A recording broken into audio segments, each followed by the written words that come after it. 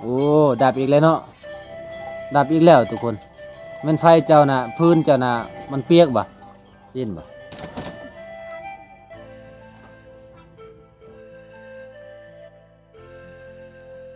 จะตั้มหรือว่าจะซีเอาสี่อ๋อจะซีเนี่ยห้องซีผู้ใดมูสี่มูห้องซีหมู่เจ้าพระเจ้าเอานำเท่าได้ล่ะ30 30,000ว้าโธ่30,000กีบก็คือข้าวโลนึงเนาะเทียบกับข้าวโลนึงเลย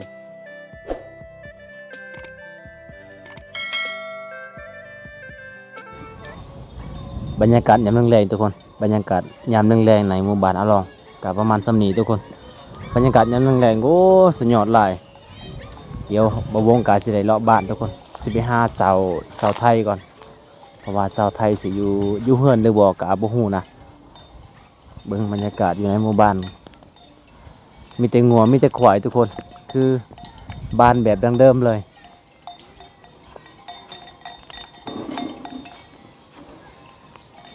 นี่จังสีเลยทุกคนเลยป้าบรรยากาศฝนฝนสิตกได้เพราะว่าฝนก็สิตกแล้วทุกคน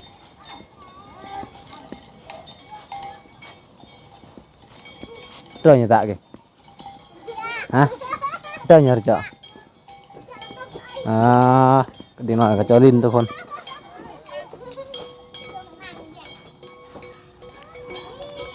ทุกคนว้าหลังคานี่ทุกคนครับยังเป็นแบบดั้งเดิมนี่ค่อนข้างจะทุ่งยากทุกคนอันนี้ก็จะเป็นเฮือนซานของชาวไทยทุกคนนี่ซานของเพิ่นก็เฮ็ดมาแล้วโอ้ยหนาวเฮ็ดยังคนสวยมียังกินข้าวอ๋อเบิร์นคนเนี่ยบ่เบิร์นเนี่ยบ่กินข้าวมียังกินเป็นไก่ ปิ้งไก่บ่แม่นปิ้งใจบ่ ปิ้งไก่เนาะไม่ชอบ บ่ได้เห็นเลยโอ้ขนาดนั้นเลยบ่สาวไทยก็สิได้นึ่งข้าวทุกคนมามื้อนี้บัดนี้เจ้าสินึ่งบัดนี้จักชั่วโมง จักชั่วโมงจึงสุกสาวไทย1 ชั่วโมงหนึงอ๋อมื้อนี้ชั่วโมงหนึงตอนนั้นก็1 นาทีจะบ่ได้ไปหุดข้าวบ่ หมดแล้ว หมดแล้วคือหมดไวแท้โอ้น้องกินข้าวทุกคนตำยังอันนั้นน่ะ สำหรับเพื่อ ตำมักทั่วอ๋อตำมักทั่วแซ่บอันนี้บ่มักทั่วเจ้าบ่นี่นะ แม่ โอ้ยาวอีหลีทุกคนเอ้ยคุณเบิ่งนี่มักทั่วน้องยาวแฮงเลยนี่ ขนาดเผื่อแล้วน้อยสิจัง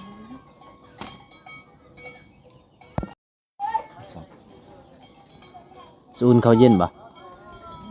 หึจะกินข้าวแล้วแหละบ่สาวไทยกินข้าวไวแท้เจ้านะ แต่เราต่างกันเดียว แต่น้ำตาปานนั้นเลี้ยวตาปานนั้นรู้เหรอ เอฟเจือกลางเลย ฮะ เจือกลางเลย ไหน เออ เยื่องบ่ปลาทะเลจ้อยดาว วัดงงอ่ะ มื้อนี้อากาศมื้อนี้ก็คือฝนสิตกเนาะ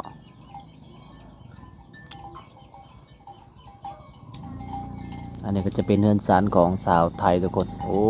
เบิ่งนี่บอลเอาไว้สาลีทุกคน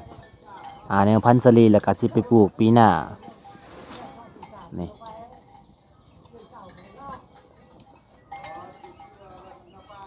จากเป้าจะได้ข่าวจะไปพูดนะหึได้บ่10 เป้า ได้ อ๋อสำนันเนาะ10 เป้านี่พูดได้จักมือ 2-3 มื้อ 2-3 มือเจ้ากับผู้ใดไปพูดนะ กับอีเมลกับไอ้เมียเจ้าอ๋ออันนี้ก็เข้าวไหมบ่หนึงนี่นะ เข้าไหม หอมเนาะ หอมเลยทุกคนข้าวไหม้นี่กินแต่ข้าวดีดอกกะแซ่บบ่มีอาหารก็กินได้เพราะว่ามันเป็นข้าวใหม่หอม อยู่ไสจะว่าสิเฮ็ดข้าวเมาเฮ็ดแล้วบ่ ยัง ยังอ้าวพูดเข้าหมดเลยได้จ้ะบ่ได้เฮ็ด เดินแก๊ส อ๋อแดงแก๊สก็คือลูกมันอีกเอาแม่มันก่อนเนาะ เดินพืชไหมฮะ เดินพืช อันนี้เดิงแก๊สอ่ะนะอ๋อก็คือเขาจักสิว่าแนวใดทุกคนเขาน้อยนะตอนบัดแล้วเขาใหญ่อ่าเขาอันนี้เขาปลูกก้อนตัวนั้นตะปลูกกำลังอ๋อจังซั่นโลดทุกคนมักหยังนี่กระดอมบ่มักกระดอมหรือมักหยังนี่กระดอมลำปางบ้านหันและลำปางทุกคนกับบ่ฮู้สิว่ามากหยังนี่ต้มกินนี่โอ้แซ่บตะบันตั้งบ่ ยัง บ่ได้ขมเบิ่งเฮาก็สิลองกินเบิ่งคันขมนี่โอ้กินบ่ได้เงียบเลย เนี่ยมันตาม หัว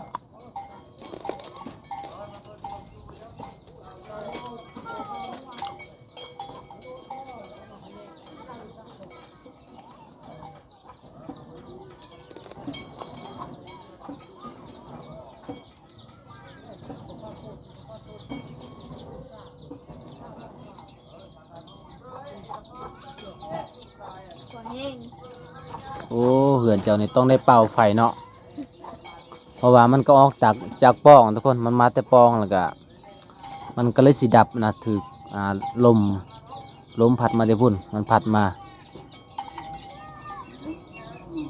ปกตินี่มวยนี่จะสุกไว้แต่ว่ามันสาเนาะส่วนเฮือนเสาโทงกินนี่ก็ประมาณมอดชั่วโมงซ้ำประมาณ20นาทีสุกเราซุ่มไฟเทื่อเดียวทุกคนเทื่อที่สองก็สุกเลย จะคิดดีกว่าตาย1 นาที มันนั้นเว่าผิดเนาะวัน1 นาที สุดท้ายโอ้ถาเป็นชั่วโมงเลย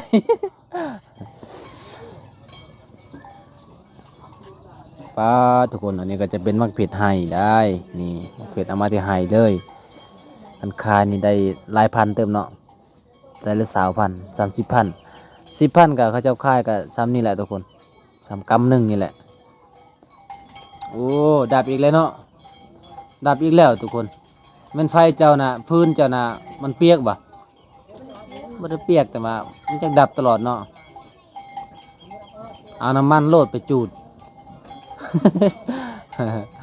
เฮ้ยขนาดน้ำมันก็มันก็ไหม้เนาะ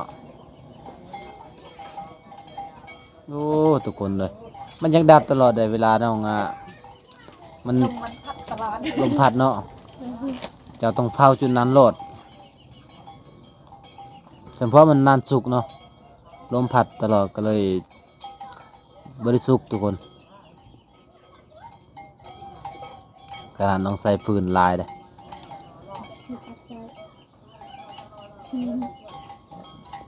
เดินจองสบาย ฮะ ไปเดินจองสบาย 2 ชั่วโมงในอ๋อ2 ชั่วโมงแล้วจึงสุกทุกคน ตอนนี้ก็4 โมงแล้ว 6 โมง 6 โมงโอ้หิวข้าวก่อนละเบิ่งสิดับอีกอันนั้นนะไฟฟืนเจ้าเนี่ยบ่ได้บ่ไหม้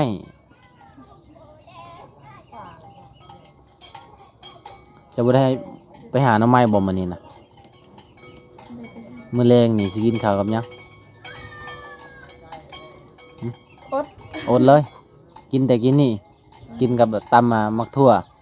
มีให้กินก็อด อ๋อบ่มีอาหารสิกินเนาะโอ้ยทุกคนเลยเบิ่งไฟเจ้านี่ดับอีหลีสาวโถสาวไทย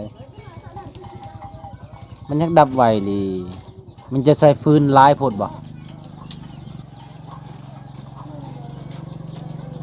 จังซี่แหละทุกคนก็คือวิถีชีวิตบ้านนอก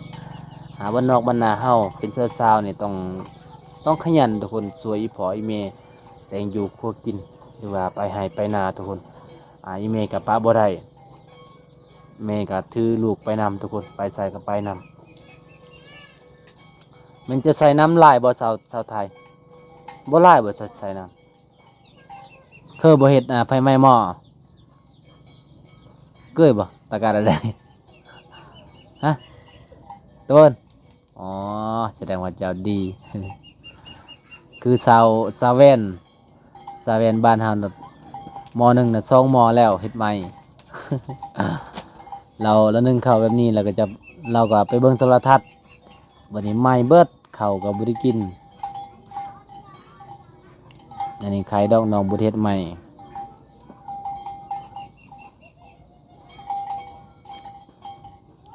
สาวโทอยู่เฮือนบ่อ๋ออยู่เฮือนทุกคนสาวโทอยู่เฮือนเจ้าบ่ได้ไปหาเรามื้อนี้ให้ผิดกันล่ะบ่ อ๋อวันนี้พิษ บ่ได้ผิดแต่ว่าเฮ็ดเวียกอยู่เฮือนเนาะเฮ็ดเวียกไปเวียกมันคันเวลาฮูดข้าวนี่ซุน้องช่วยกันบ่บ่ได้ช่วยก็คือเจ้าก็ฮูดส่วนเจ้าลาวก็ฮูดส่วนลาวอืมจังสี่โลดคิดว่าช่วยกันนอนนำกันแล้วต้องช่วยกันบ่แม่นบ่อ๋อต้องบ่ได้ช่วยกันคันผู้หนึงแล้วก็คือสาวโทก็ยังบ่แล้วเนาะฮูดเนาะแต่เจ้าแล้วทุกคนพอดีแหละฝนสิตกพอดีเขาเจ้าแล้ว แต่ว่าเขาเฮาน่ะโอ้ยชาวไทยเอ้ยยังบ่สุกซ้ำฝนสิตกเด้อทุกคนเด้อเบิ่งนี่บรรยากาศอยู่นอกนะฝนสิตกแล้ว มื้ออื่นน่าจะตกมื้ออื่นปัดเสาเหมือนแก ปัดจ้าเป็นสั่งปัดนี่มัน มันดับตลอดทุกคนไฟนอกนะเบิ่งต้องได้เป่าตลอดบ่เจ็บหัวบ่จะคือเอาฝาหม้อนะไปเป่าไปวีเอาอุ้ยเตี่ยวตัวเลยล่ะ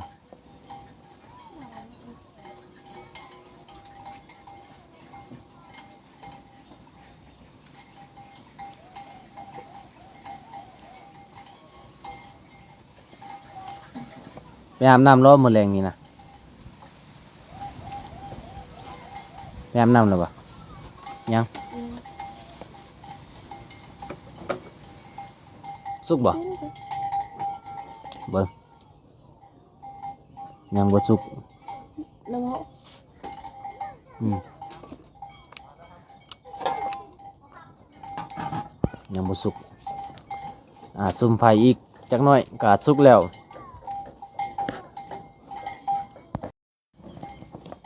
จะสิต้มมักกระดอมนี่บ่อ๋อทุกคนอาหารแรงเนาะบ่มีอาหารกินทุกคนอันนี้ก็จะเป็นข้าวข้าวข้าวเย็นบ่ อืม ข้าวเย็นเลยทุกคนข้าวเย็นเพราะว่าน้องก็บ่ได้อุ่นนะสิเกลือหมาบ่ เดี๋ยวมู เกลือหมูบ่มีหมา เดี๋ยวมีน้ มีแต่หมูมากระดอมทุกคนเก็บมาจากไร่เลยเพราะว่าอยู่ไร่เขาเจ้าปลูกหลายๆอย่างเนาะชาวไทยเนาะมะเขือก็ปลูกบ่มะเขือมะกระดอมอหย่างโอ้หลายๆอย่างปลูกเพื่อกินนั่นแหละทุกคนสุกแล้วตอนนี้ทุกคนกะประมาณอยู่น่าจะบ่ฮอดชั่วโมงนะหรือว่าฮอดชั่วโมงกับบ่ฮู้คือกันทุกคนประมาณ30 นาทีนั่นแหละสุกแล้วตอนนี้ก็สิได้ช่วยข้าว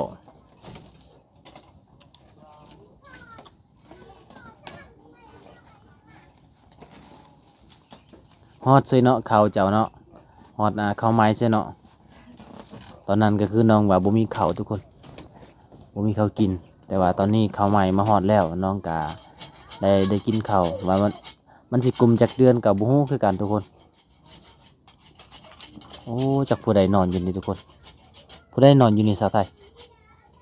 ผู้ใดนอนอยู่นี่แม่หรือว่าไอ้พ่อเจ้าบ่มีไผนอนบ่ ำมีไปนอน อ๋อ อืม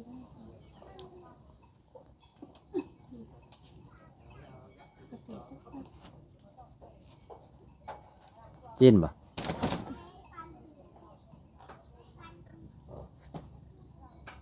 ดับเหงื่อเต็ม กันว่ามวยนี่เฮาบ่ได้ขย้อนเนาะบ่ได้โซเด้คือมันง่ายตรัง กระโซ กระโซหวดไรเร่นrồi nóไรคือกระโซในอดโดยอะไร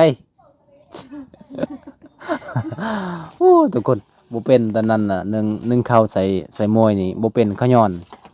ที่แท้แล้วมันสุกอันนั่นก็แปลว่าซวยเลยนี่วู้ข้าวย้อนมันก็ตกมาแล้วป้าทุกคนข้าวใหม่คือบ่หอมบ่ได้ชาวไทยแม่นว่าข้าวใหม่ เอาไว้ คือบ่เป็นสีแดงๆคือมันเป็นสีขาวเนาะจะตั้มหรือว่าจะสีเอา สี่ อ๋อจะสีเนี่ยห้องสีผู้ใด เอาสี่หมู ห้องสีหมู่เจ้า อืม เขาเจ้าเอานำเท่าไดล่ะ 30 30,000ปาโท30,000กีบก็คือข้าวโลนึงเนาะเทียบกับข้าวโลนึงเลยโลนึง30,000ทุกคนอืมไปสีเฮือนหมู่เพราะว่าน้องบ่มีห้องสีเนาะเวลาถ้าว่าไฟดับนี่เด้ ปั๊บ เฮ็ดจังไดตามเอา อืม ต้องได้ตามเอาอยู่ไสคือบ่มีครกจะตำอยู่ไส ตำอยู่เพื่อนไปเอง เพิ่นเจ้าเอง อืม อ๋อเอาตกแล้ว แห้งโพดจะเฮ็ดแห้งโพดอันมีหุงซีก็สบายเนาะอ๋อสมพอได้มันก็บ่หอมหมายฮู้แล้วว่าเป็นหยังจึงบ่หอมแบบว่าเฮาเอาเข้าหุงซีเด้มันบ่หอมปานใดคันว่าเฮาตำเองนี่หอมเนาะหอมเลยทุกคนแต่ว่าเฮาตำเองแบบว่ารสชาติมันก็สิบ่ไปใส่แต่ว่าเฮาซีนี่รสชาติมันก็บ่ได้เท่าใดทุกคนมันก็บ่แซ่บปานใดแต่ว่าเฮาตำเองนี่แซ่บ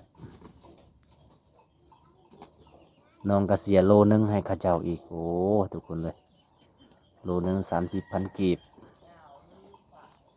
เอาติ๊บเดียวเลยบ่เจ้านะติ๊บเดียวเลย อืม อ๋อ นี่ อันนี้ก็ติ๊บหนึงติ๊บนี้บ่ใส่บ่ มาใส่ ทุนพอดีเป๊ะ เก่งทุกคน มียังต้มยังอีกอะนะ น่ะ กระดอม ทอง ภาษาบ้านเฮาลำปาง แล้วก็โรอาละเนี่ย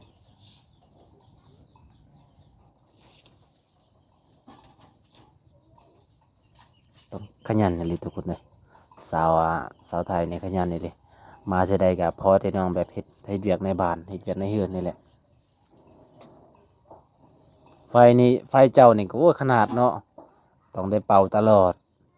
คันยามฝนตกนี่เป็นจังไดเนาะแห้งกว่านี้เนาะแห้งกว่านี้เลยทุกคนนี่ขนาดฝนบ่ตกได้แบบฟ้ามัน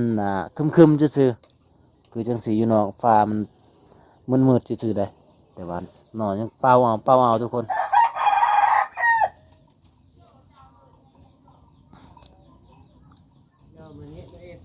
โอ้ทุกคนเลยนี่ปลาที่อีพอสาวไทยไปใส่หม้องทุกคนได้ซ้ำนี่ปลาเซละน้องปลาเซได้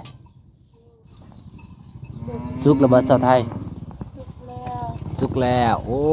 เวลาต้มนี่ใส่เกลือบ่ ไม่ได้ใส่ บ่ได้ใส่ อืม ต้มแต่น้ำเนาะ อืม คิดว่าใส่เกลือเป็นนัวเวลาเรากินน่ะมันสิแซ่บต้มหน่อไม้ต้มหยังก็บ่ได้ใส่เกลือเป็นนัวเนาะ อืม อ๋อคือต้มแบบบานๆเลย ได้ละ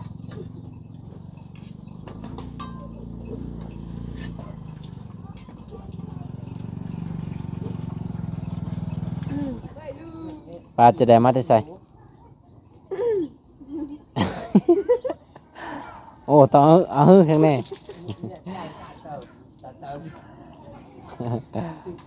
คักน้อยพอเจ้าขายเนาะ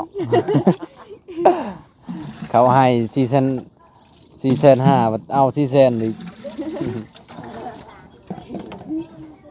คือปลาไอ้พอเพิ่นไปใส่หม้องทุกคน